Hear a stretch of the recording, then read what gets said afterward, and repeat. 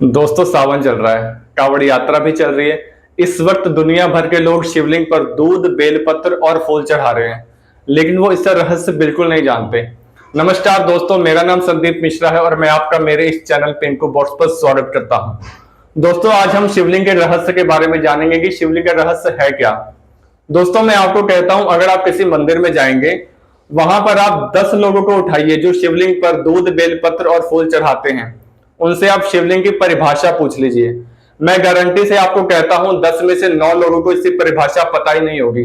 अगर हम किसी चीज को जाने बगैर आंख मूंद कर मानने लग जाएंगे तो हम शायद लोगों को सही बात कभी बता ही नहीं पाएंगे। आइए इसके बारे में सही परिभाषा आचार्य प्रशांत जी से जानते हैं। पहली बार जब आप शिवलिंग को देखें तो और कुछ आप समझते हो ना समझते हो, ये ध्यान रखें कि मुझे भी ऐसे ही अकंप निश्चल तन के खड़ा रहना है दुनिया के आवेगों के बीच, संसार के थपेड़ों के बीच, संसार के आकर्षण विकर्षण के बीच।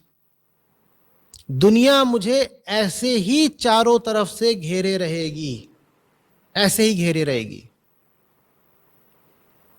और मैं यहां से छूट के भाग नहीं सकता।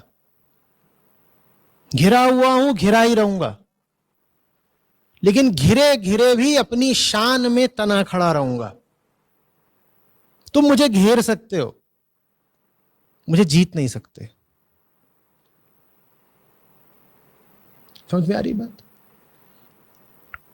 घिरे रहना तो उसी दिन तय हो गया था जिस दिन पैदा हुए थे। जिस दिन तुम पैदा हुए थे उसी दिन वेदांत कहता है कि आत्मा 5 कोशों से घिर गई थी। कितनी अजीब बात है ना। कहते हैं सत्य अनंत है, आत्मा अनंत है, लेकिन तुम पैदा हुए नहीं कि जो अनंत है वो भी एक नहीं 5 कोशों से घिर जाता है। ये कैसे हो सकता है? यही तो माया है कि जो अनंत है उसके ऊपर भी कुछ बिल्कुल छिलके की तरह चढ़ जा रहा है। समझ में आ रही बात? तो जो मुझे घेरे हुए है उससे तो पीछा छुड़ा नहीं सकता। हाँ, उसका रूप रंग बदल सकता है, ज्यादा मैं हाथ पांव चलाऊंगा तो, पर उससे हमें कोई सांत्वना नहीं। हमें इस बात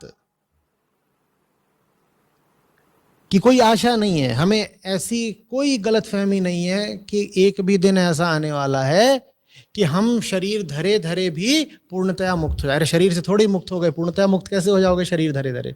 तो वो जो योनि ने एक परिधि स्थापित कर रखी है, जो एक घेरा डाल रखा है, वो तो रहेगा ही रहेगा, लेकिन तुम्हें उसके बीच भी अपना शिवत्व कायम रखना है, तुम्हें उसके बीच भी अपना सत्य कायम रखना है। अगर शिवलिंग आपके भीतर ऐसी भावना, ऐसा विचार प्रेरित कर देता है, तब तो समझिए कि आपका लिंग के समक्ष जाना सफल हुआ। अन्यथा अगर आप सिर्फ वहाँ जा कर के वो परिक्रमा कर रहे हैं और दूध चढ़ा रहे हैं और प्रणाम कर रहे हैं, तो इससे किसी को कोई लाभ नहीं होने वाला। तो आचार्य प्रशांत ने जो परिभाषा बताई वो बहुत ही सटीक परिभाषा है, क्योंकि हमारे धर्मगुरु, हमारे जो लोग हैं, उनको ये तो बता देते हैं कि आपको जो पानी है वो राइट से, लेफ्ट से, ऊपर से डालना है, इससे आपको ये बेनिफिट होगा। बेनिफिट होगा या नहीं होगा वो अलग कंसेप्ट है, लेकिन उसकी परिभाषा, उसका रहस्य जानना बहुत ही आवश्यक है कि आप शिवलिंग के आगे अगर हाथ जोड़कर झुके हैं तो आप झुके क्यों हैं उससे आगे हाथ जोड़कर? क्योंकि शिवलिंग का जो लिंग होता है, जो उसका स्तंभ होता है, वो परिभाषा होता है ब्रह्म का, वो सूचक होता है ब्रह्म का, सत्य का और आत्मा का। वही ब्रह्म, वही आत्मा जो आपके अंदर हमेशा मौजूद होती है, आपकी प्रकृति में मौजूद होने के बाद भी वो आपकी प्रकृति से कभी लिप्त नहीं होती, आपकी प्रकृति से हमेशा हमेशा अछूती रहती है।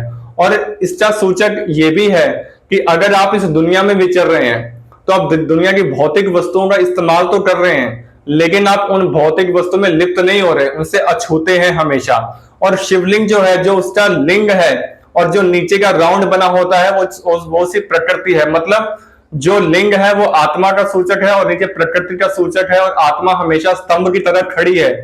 वो प्रकृति के बीच में है, प्रकृति से घिरी तो हुई है लेकिन वो उससे अछूती है, उसमें लिप्त कभी नहीं होती। तो यही इसका सूचक है। आप कभी भी इन फ्यूचर मंदिर में जाएं, शिवलिंग को देखें तो इस चीज को याद करके आप उसके आगे हाथ जोड़कर झुकें। अगर आप ऐसे आंख मूंद कर हर चीज को करते रह जाएंगे तो इन फ्यूचर आप बहुत सारी ऐसी चीजें हैं जो मानते ही रहेंगे अपनी डेली लाइफ में भी। तो आंख मूंद कर मानना बंद कीजिए, मानने से पहले जानना बहुत ही आवश्यक है।